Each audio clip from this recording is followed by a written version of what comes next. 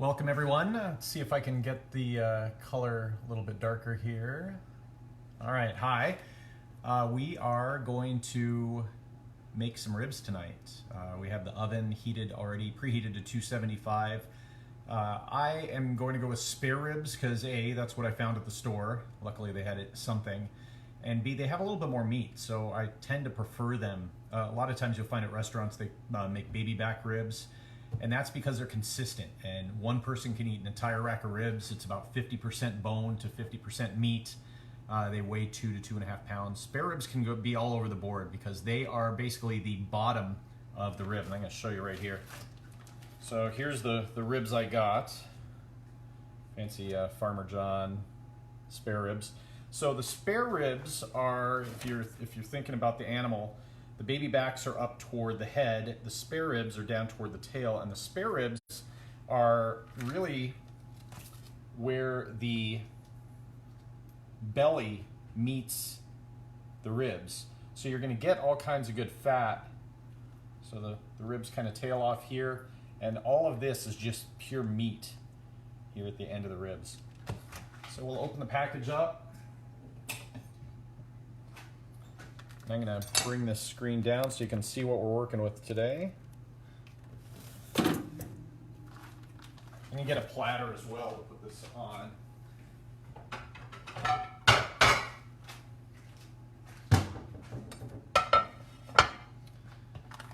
Alright, so we're going to open up the package of ribs.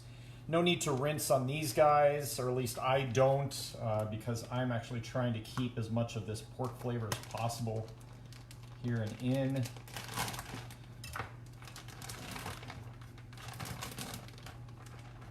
So the one thing I want to look for just to start, I'm going to keep it in the bag, and I'm looking for a membrane so you can move some of this meat out of the way right here. And you can see here's this part of the membrane. Two schools of thought on it. You can keep it on if you like a little bit of texture when you're biting down on it, or you can remove it if you want that kind of fall off the bone consistency. So I'm peeling this meat back just a little bit. And this will be the membrane that we would have to remove. So the easiest way to do it is to slide your knife right under. You can actually see it kind of peel back. So make sure you can see this. Scoot this way. I'm going to turn the lights on so you can see a little better. So I want to slide underneath. And there's that membrane I'm talking about that we're going to try and pull back. So I'm going to get it started on a couple of ribs, and then I should, depending on, well, I should be able to peel it right off. Sometimes you need to use a towel because it gets a little slippery. And then sometimes you just want to go along with your knife and get each one. So for this first one, I'm going to go along with the knife.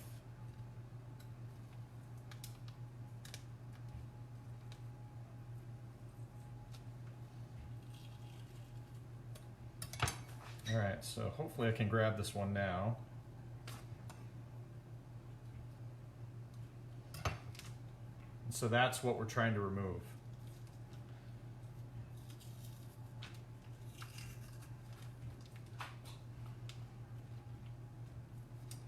I think part of why people don't peel the membrane off is because it is somewhat labor intensive and can get frustrating when it starts to tear on you.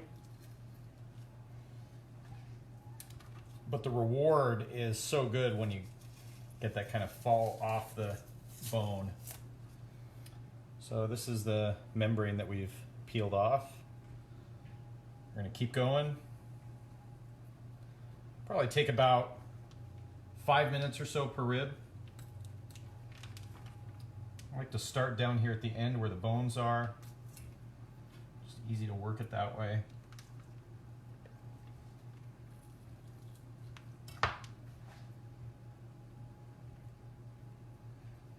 And this is not as friendly as some of the ribs I've encountered. So I may do a kind of a partial peel on this. You can see all this membrane here that'll peel off fairly easily.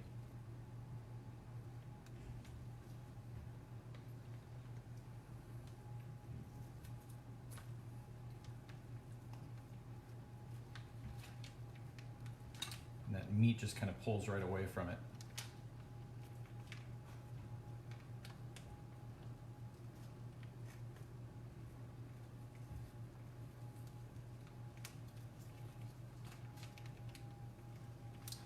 Some of the nicer butcher shops around, once everything gets back to normal and places are open, have the membrane removed for you. These prepackaged ones usually don't.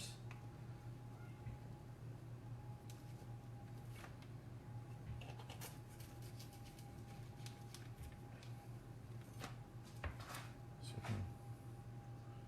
this is what we've removed here.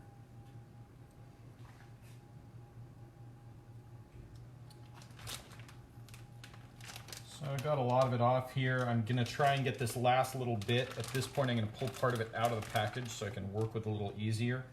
You can see right here, I can actually come up under and pull some of this away. What I don't wanna do is pull all this meat off, so I may just take the knife and slide it and kind of a start. I'm gonna do the same thing here. If I can, I'm going to get a good grip on this. And it's shredding just a little bit, unfortunately. So just keep at it. If it takes 15 minutes, it takes 15 minutes. This is the other thing you can do is run along with your knife if you're having a hard time peeling. Just kind of move back and forth and it'll peel right off as you go.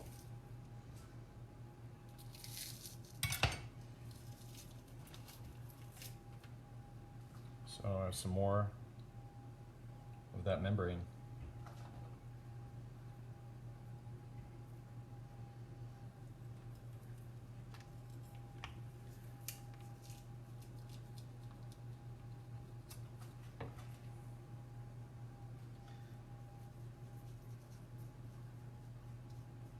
can see as I'm going down, it's coming right up.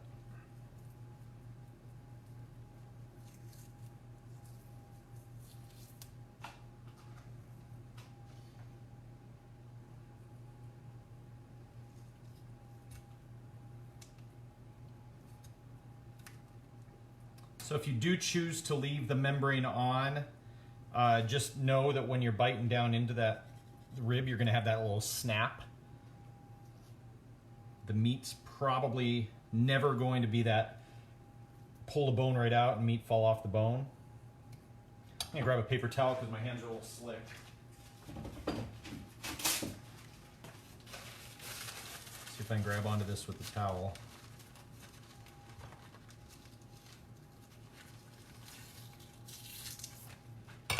There we go. There's another piece of it. And then I think the last little bit right here shouldn't take too long.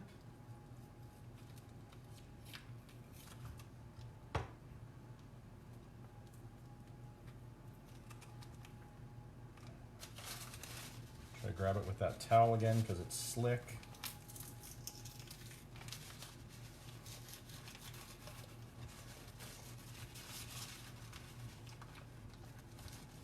And it came right off. There we go. All right, so membrane removed on the ribs.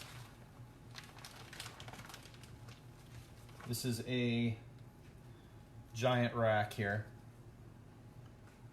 I'll set it here on the platter. Move on to rack number 2.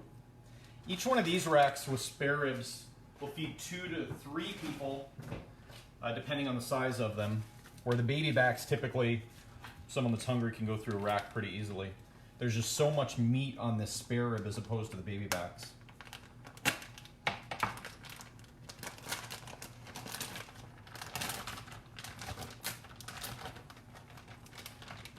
So we have the same thing here. You see this flap of meat. It's actually the brisket, a piece of it that's stuck to it. The brisket being here, the belly being over here. I mean, you can just see this is going to be incredible once it's cooked. So here's that membrane right here. It runs all the way underneath. It meets, and then this whole part of the ribs is covered in a membrane.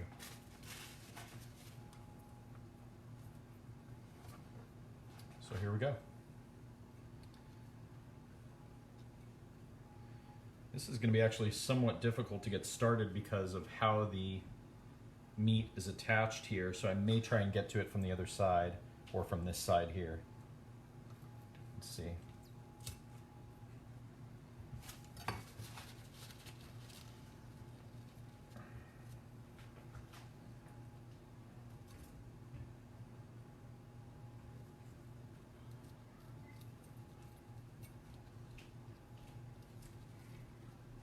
So the membrane's stuck to fat here, which is a little tricky because the fat wants to go along with the membrane, but I want to leave some of it on. It'll end up cooking off as we slow cook these. And that's what helps that kind of melt in your mouth consistency, is that melting fat.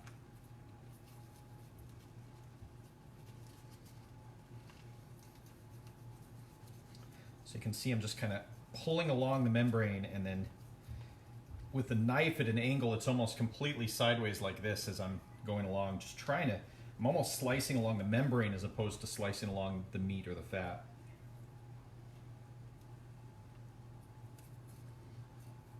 You can see I'm using a smaller knife today. It's just a little easier to handle, especially when things get slippery like this. Unfortunately, this is not one of the sharpest knives I have, so that's making this a little trickier than normal.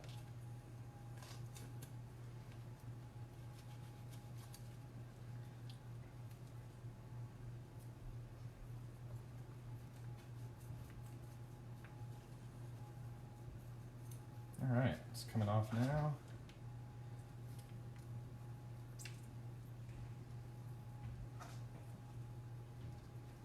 One of the things I'm not desiring is I'm actually having the meat pull apart just a little bit, so at this point I'm probably just going to slice this right off.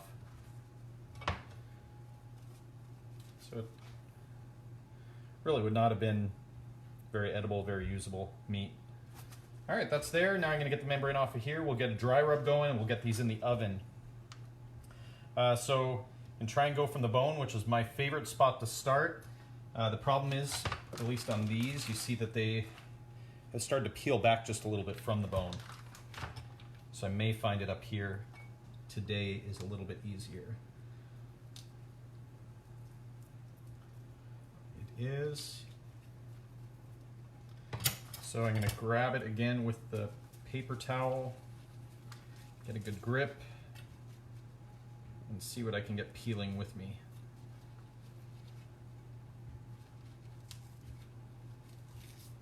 Not a lot there.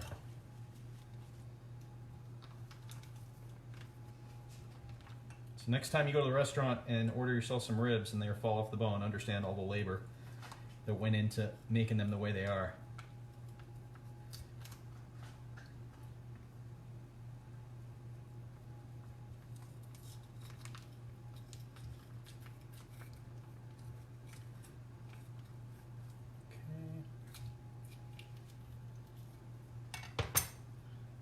So here we go. Let's see if we got it.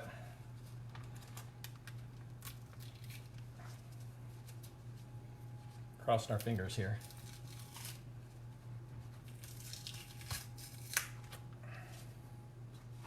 All right, I got a considerable amount off of 2 of the ribs. We'll move down to the next 2.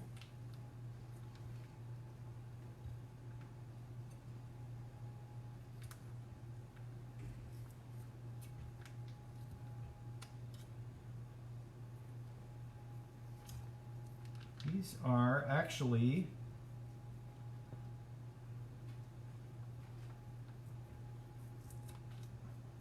partially removed here. I'm trying to find it in here.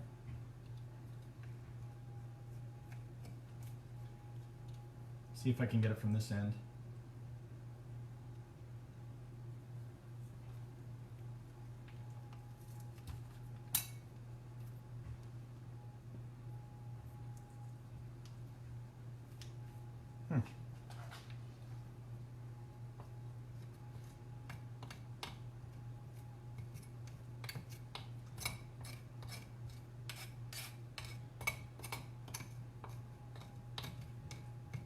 So the scrape method I'm using is just to tell me where there still might be membrane, because it's starting to kind of melt in with the fat. And so you can see here, I've scraped away a little bit of the fat, but there's just that little tiny bit of membrane there, and that's it. So I am good with this one. Oop, this spot right here.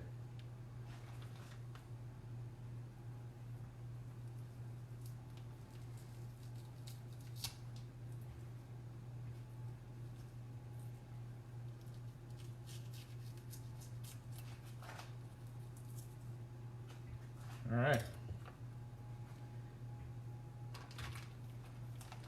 So I will set this on that same platter, and I'll be right back and we'll make our dry rub.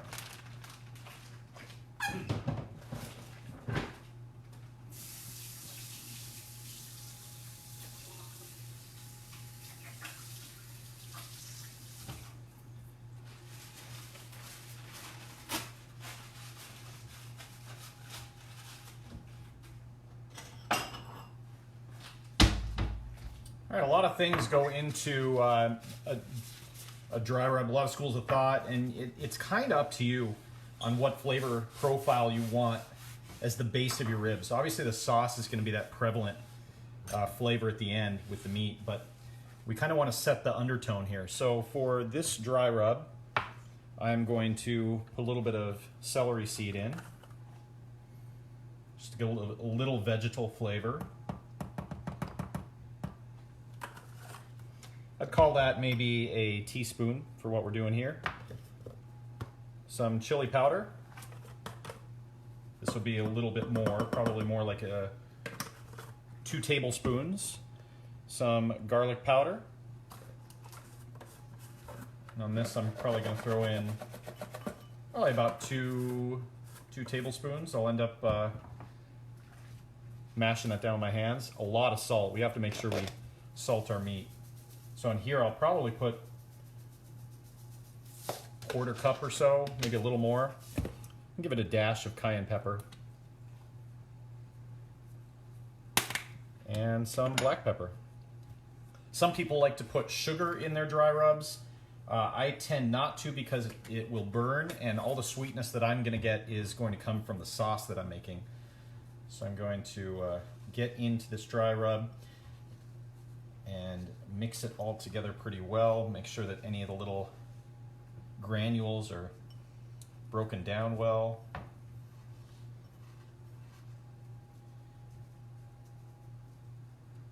Some people put herbs in their dry rub, like oregano. For me, as we get to the higher heat, they tend to burn as well, and I don't care for that flavor, because when we're trying to get to that caramelized stage at the end, they just turn acrid. So, getting it all mixed together.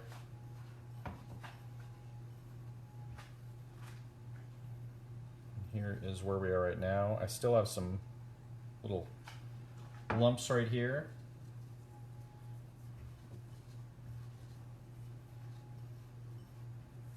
All right, so there's the dry rub. At this point, I'm going to take a sheet pan, throw a rack of ribs right onto the sheet pan. Probably have to go diagonally because these are quite large. First thing I'm going to do is flip it meat side down and season the undercarriage. This is something that a lot of people tend not to do, but I want that flavor coming through on both sides. Peel back that meat if you're working with spare ribs. If you have baby back ribs, you won't have that little layer. So there's the undercarriage, and now we're going to flip it over, and I'll probably season this side just a little bit more heavily with this dry rub.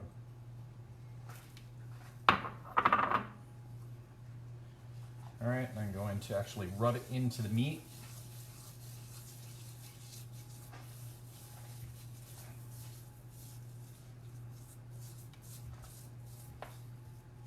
Biggest component of this has to be salt. You have to salt your meat. I can't stress that enough.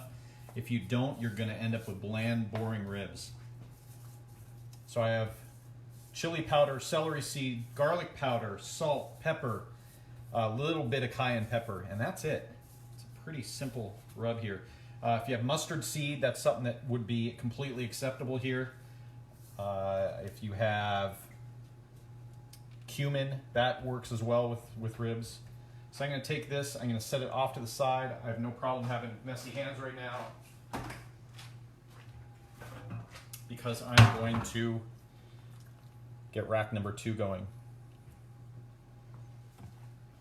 So here we go. Season the underside. I'm not needing to rub it in quite as much. This is more just for that aromatic that's going to end up being on the bottom of the pan and steam up into the ribs.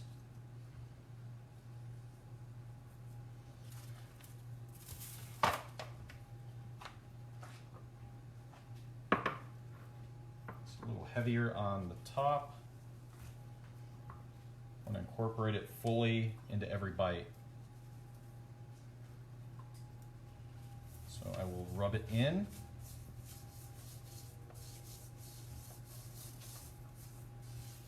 If you have nice nails or anything, wearing gloves is no problem. For me, I get down and dirty and just clean my hands really well afterwards. The more chili powder you use, the more orange your hands can become. It takes a little bit longer to get that little tinge out. I'm happy with those. At this point, I'm going to rinse my hands off.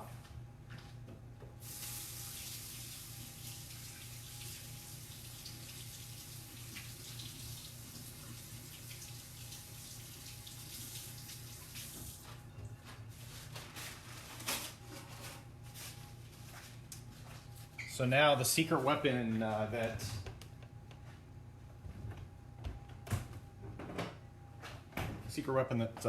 some folks use.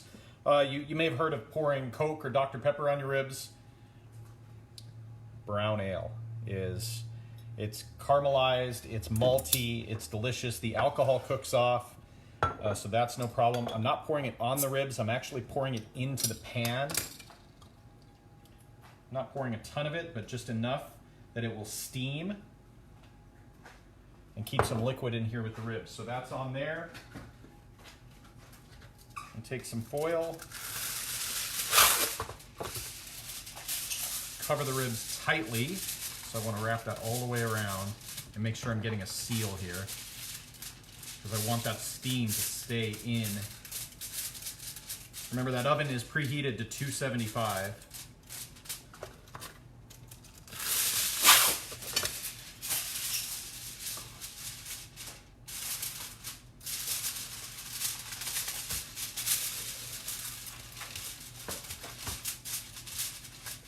So now I have this little lip here, so I'm going to take a third piece of foil just to try and close it as much as I can. It'll also help the other pieces of foil stay in place.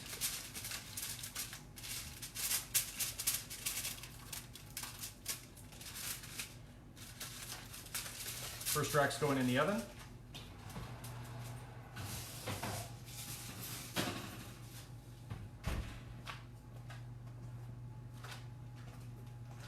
We'll do the same thing with the second rack.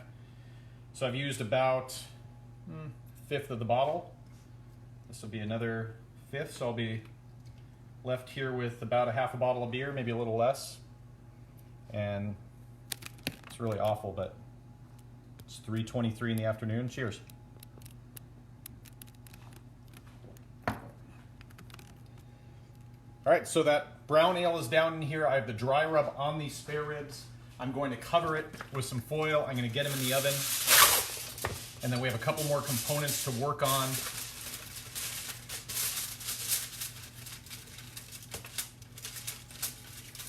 So the other things I have going while I'm doing this, I have 3 pots on the stove. So one large stock pot that I'm going to make the barbecue sauce. I have one smaller saucepan that I'm going to hard boil some eggs for the potato salad.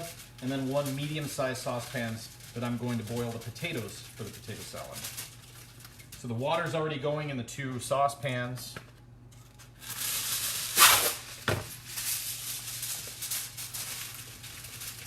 So So don't forget this one in the middle. That's going to keep that steam from escaping. It's also going to help hold the other foil in place. That's going in the oven as well, 275. It's going to sit in here about 3.5 hours. Maybe a little less, depending on. So we should be finished and eating dinner tonight right around 7 o'clock. So I'll remove this stuff.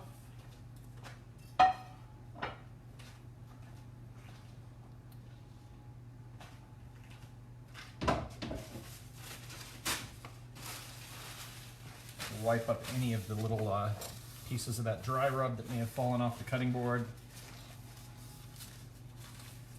I'll discard this since I was putting my hands in raw pork and then into here. You can actually see it stuck there on the side. So this whole thing is now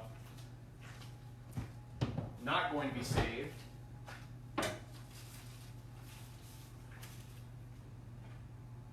And we'll move on to the barbecue sauce. So the great part about this sauce is it's one of those things that you can change as you prefer. So this is the barbecue sauce that we used at Kraft Burger, and it's the thing that everyone's always asked, oh, what's the recipe for that? And we said, oh, well, it's a little of this, a little of that, and then we add a couple of secret things in, and maybe they're not so secret. So we're definitely not a Carolina vinegary barbecue sauce. We're much more of that southern tomato-based. Actually use ketchup. Heinz ketchup's a great start for it. So I'm going to bring you back down. First component of the barbecue sauce is onion. So I'm going to heat up my pan, put it at just under medium, grab one of my good knives.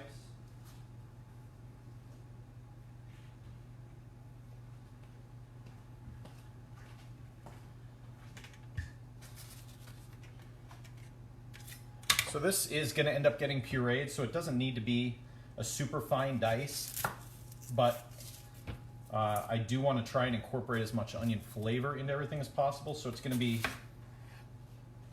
a chop, but I mean, for me, maybe if you're looking at it, you're going to say, oh, that's a dice if I've ever seen one. But it's going to be a little bit thicker than that. So I'm peeling off a couple of layers here. So there's one layer definitely gone, 2 layers definitely gone. This third one I may take off. Yeah, I don't like the texture there, so I'm going to remove that as well.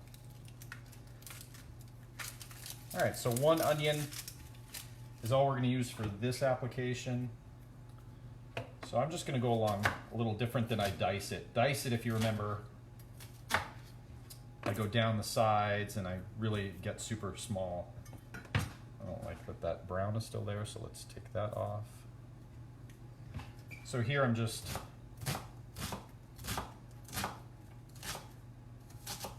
all I'm doing is chopping the onion. Doesn't need to be perfect.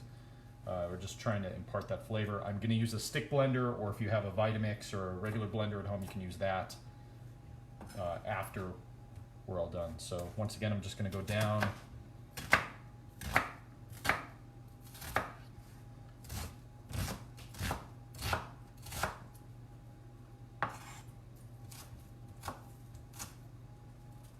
And there's our onions. So that'll go in here into this pot, a little bit of olive oil. I think it's day number 5. I've used this guy every single day so far. So a little olive oil in the pot. I'm now going to turn this up. I'm going to get it cranking hot. Try not to scorch the oil, so it's kind of that perfect time between the oil getting burned. I'm still trying to get some caramelization on these onions. You can always use the water method. Just take a little bit of water in your hand and sprinkle it. If you hear sizzling, you're good. If you don't, it's not there yet. I started to, but it's not great, so I'll do it one more time, so hopefully you can hear it.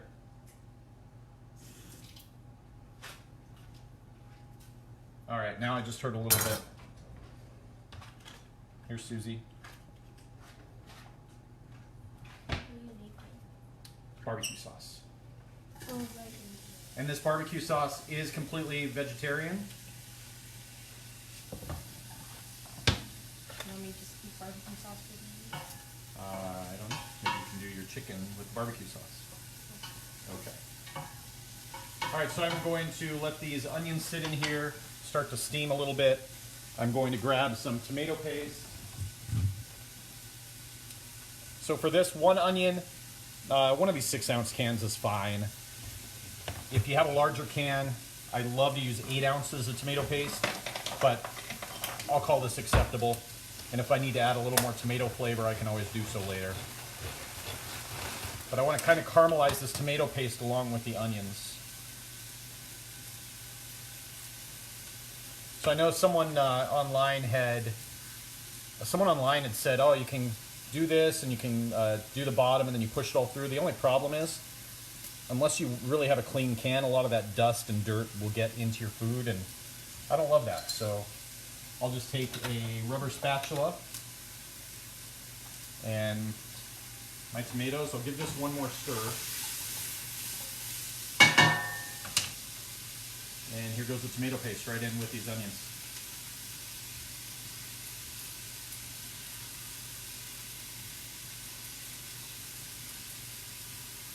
I don't want the onions to get burnt. I'm not even looking for super, super brown, but I do want them to start to caramelize. And this tomato paste, I would love to get the sugars working in our favor and caramelizing as well. I can, since sometimes there's these little bits in here, use just a little bit of water. That should cook off.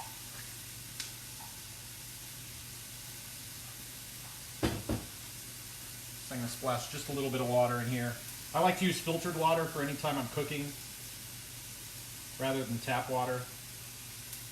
It's just me, I guess, but keep all the fluoride and everything out of what I'm making. All right, tomato paste is in, onions are in. I'll bring you over so you can see what's going on.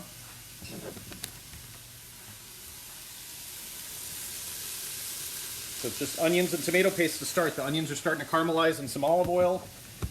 Tomato paste is going to do the same. Man, love the smell.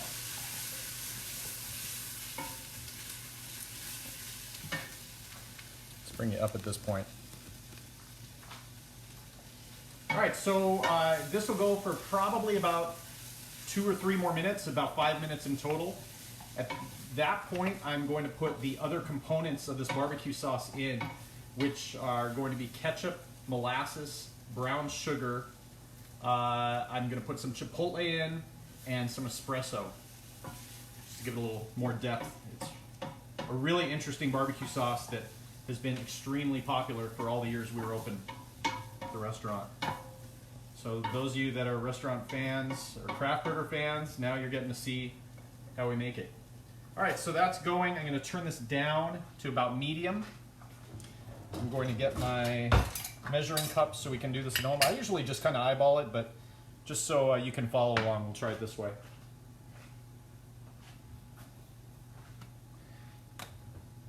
Regular Heinz ketchup, yes. So I'm going to do 2 full cups of it.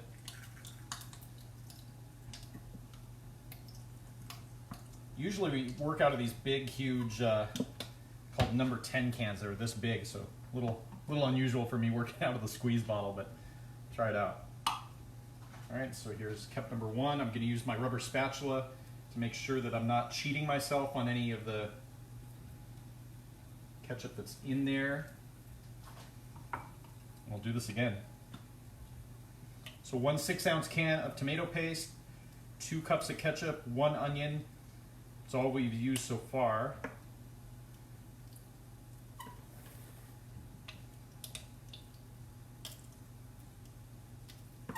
All right, there's number 2.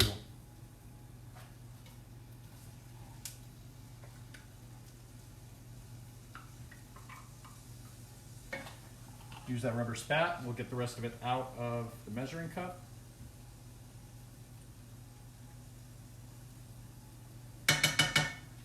I'm going to give that a little stir so we don't burn the bottom of the pan.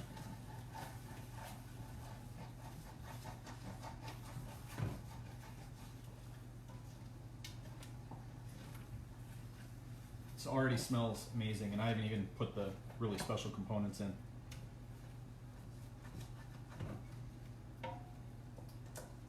All right, so now that's gonna warm up. We're gonna move on to the molasses. If you don't have molasses, you could use honey. Honey barbecue sauce is pretty popular. I'm gonna go about half a cup here of molasses, which just depending on the sweetness, there's times that we'll do it to taste and we've felt like we could use a little more. But I think for what we're doing here tonight, this is the right amount, because I'm also adding brown sugar in. I might call this 2/3 of a cup of molasses that I've put in here. Maybe just a little bit more than a half. That will get stirred in. Each time I add a new component, I'm stirring it in and helping incorporate it into the sauce. There's the molasses. Brown sugar. So for this, I'm going to use probably about a half a cup.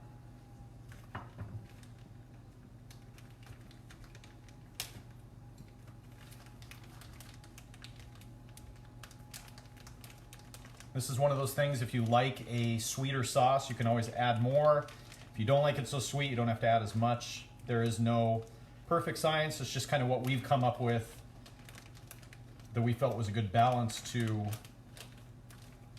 the amount of fat and umami that was in the burgers we were creating. And it's going to be incredible on these ribs too. So I'm not going to pack it too heavily. I have about a half a cup in here. It's going to go right in here. This isn't like baking a recipe that you have to have exact amounts or it doesn't come out right. This is definitely one of those things that you can just mess around a little bit and come up with your own flavors. All right, so that's incorporated. I am lucky enough to have a Nespresso machine. So we have some espresso that I've made in there. That's going to dump right in. That's 2 shots.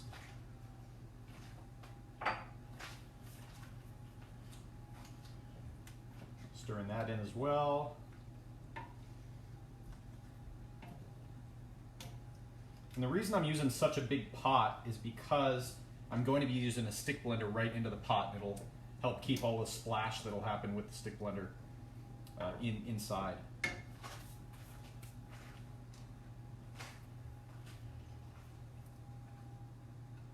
Yes, yes, this is magic.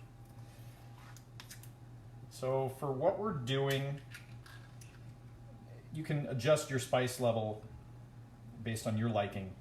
But I think for our purposes, I'm going to put about 6 of the chipotles in here. There's probably about 12 in this can, so it's about a half a can. So I'm going to use this guy and just go, there's 1, there's 2, 3, 4, ooh, that's a big one. You can see that guy. 5, and 6. Come on. This one last guy doesn't want to come out. I guess I'll get dirty with my fingers here.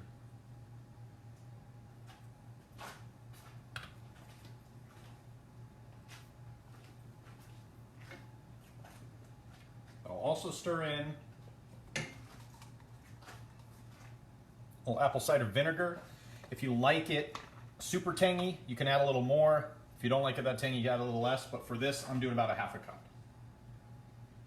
Once again, this is weird for me using measuring cups for stuff because I usually just pour a little of that, a little of this, and it just turns out. A little bit of salt. We have plenty of salt in the ketchup already. We didn't have any in the tomato paste. There is some salt in that chipotle. So I'm just kind of throwing another pinch. What the heck. And then last thing, we're going to be simmering this, so I have no problem adding in some pepper at this point. If it's ever at high heat, I don't like to add too much pepper in because it will burn. So let's call that a tablespoon of pepper. For the salt, it's probably like 3 tablespoons that I add in. All right, so I have everything in here. The vinegar is going to be the most obvious smell right away. So here's the start of our sauce. This is all going to simmer in this pot for about half an hour. Once we get to that point, we'll use the stick blender and finish it off. So it'll sit here and do its thing. Next up, I'm going to do a little bit of cleanup here, get this stuff out of the way, and then we have some eggs to boil and some potatoes to boil for our potato salad, and then I'll explain what we're doing with it, and then I'll leave you and we'll come back later on today. So give me just a minute and we'll be back.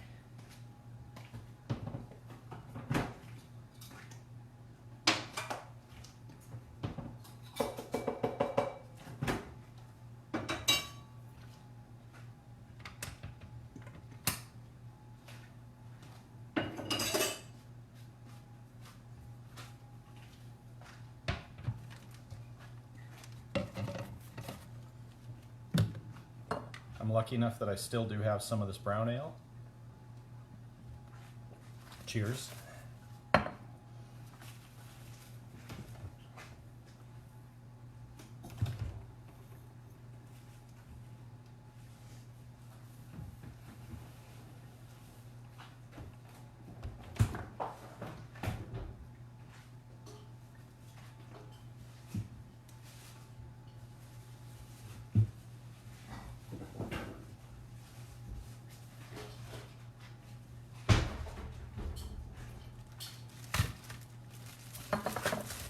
All right, here comes our eggs and our potato salad part.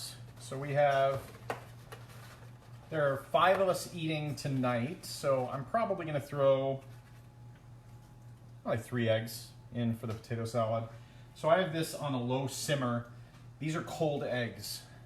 Bad idea to put this directly in. So here's how you do it. If you have some water that's already going, what I'll do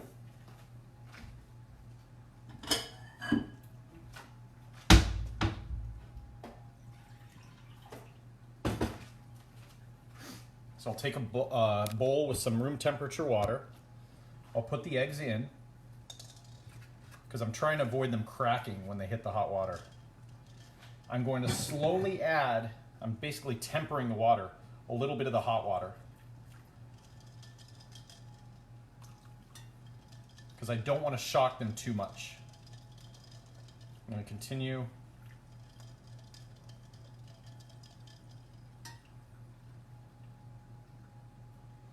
And I'm going to stop at this point. I'm going to let them set here for about 5 minutes. That'll get them off of that ice box cold. And get them to the point that I can put the eggs back in with this water. I have another pot over here with some also simmering water that we're going to put our potatoes in. So once again, 5 people. I'd call it 5 potatoes. There's no reason to do a whole big batch of it unless you're planning on eating leftovers for the next couple of weeks. So 5 people, 5 potatoes. I might do a 6th because some of these potatoes are pretty small.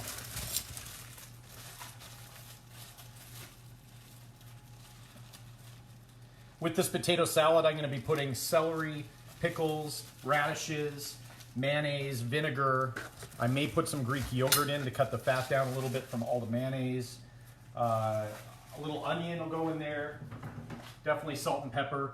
But this is once again just another thing that you can do whatever you want. I mean, you could do potatoes and mayonnaise and call it potato salad, no problem. But all these other components just give it a little more texture, a little more interesting flavors, and it's something that it's kind of a riff on something my mom's done for 40 years. I don't even know how long she's been doing it. It's so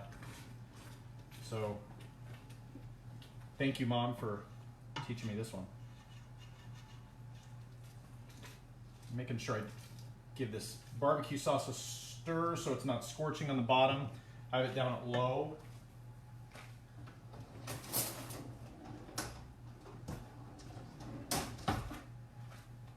I love it when the potato peeler is not put away in the right spot. Aha, I found it. Here we go. So it's just simple, peel the potatoes, and we're done. So you can see some of these potatoes are pretty dinky here, where I have one that's a good size. So that's why I picked 6 of them for 5 of us. They'll just get a quick peel. Just like I showed the other night when I was peeling potatoes, it's really dangerous to peel toward you. You end up possibly taking part of your hand off if you're going fast. You always want to peel away. Same with cutting. You really want to try and avoid cutting into your own hand. I actually learned the hard way with an avocado once. I was pitting an avocado, and rather than doing it the safe way and putting it down and chopping and pulling away, I had the avocado in my hand and I did this. The pit spun, boom, there goes my hand, and a quick trip to the emergency room. It was fantastic.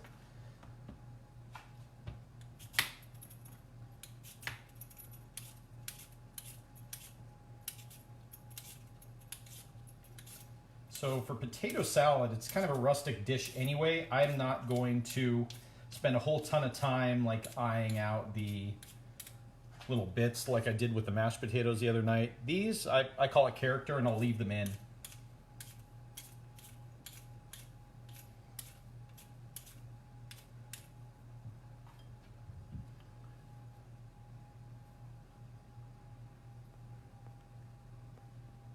Let's see if we have any good comments. I see some good chirps, which is great.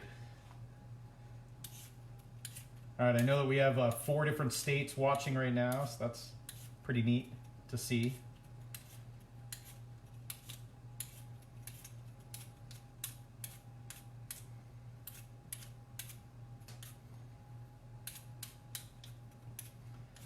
So after I peel this, they'll go into that water for about 10 to 12 minutes.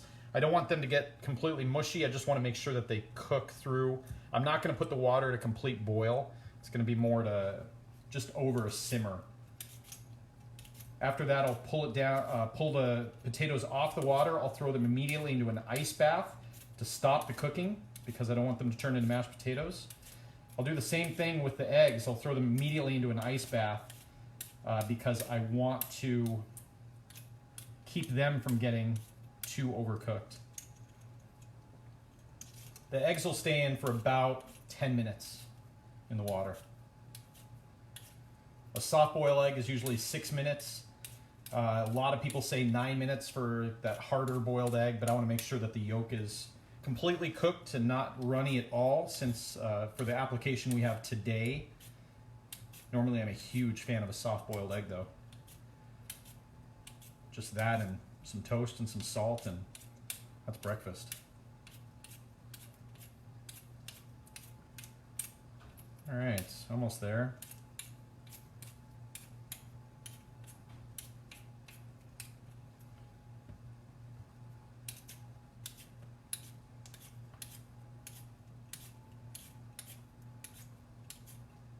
So this is one of the uglier potatoes, so I'll just give a couple extra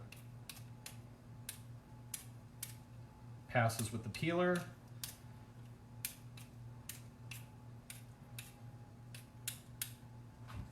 I don't want that water to be completely boiling, because when I drop these potatoes into the water, it will splash, and I don't want to hurt myself too badly. So I'm going to take these peels, throw some of them away.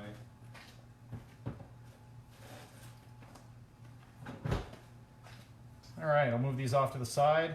So on this, we want to cut our potatoes into pretty uniform pieces. I'll go down the middle for this guy. I'll probably quarter it at this point. And then I'm looking at bite-sized pieces. So if I just think about what a bite size would be, I'm just going to maybe square these off. And pretty happy with that.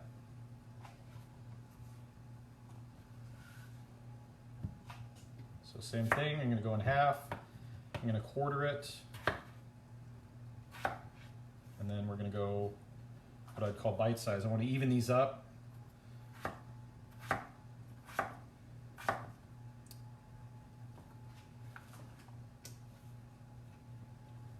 Sauce is bubbling again, so I'm going to give it one more stir. Just trying to make sure that I'm not sticking to the bottom. I have a lot of sugar in this barbecue sauce, so it can definitely start to burn if you ignore it for too long. So half. Now this is one of the larger potatoes, so on this one, I may do it differently, we'll see. Yeah, I'm gonna go a little bit smaller with the cuts because they're a little bit longer, so I want to still have a bite-sized piece.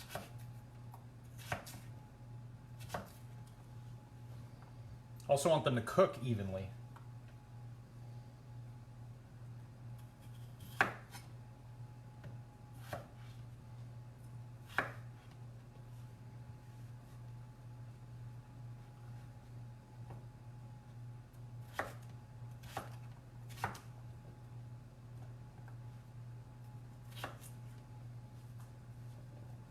I'm going to take, just to make myself some room on the cutting board.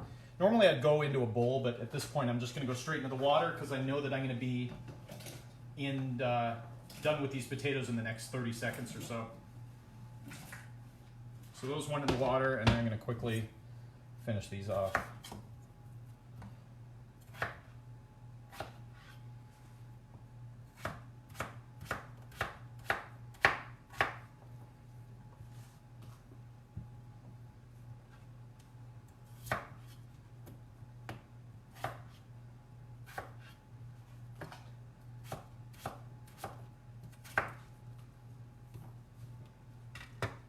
Make sure I don't send any of the peels into the water, and we're done. In that water, I'm going to throw a little bit extra salt.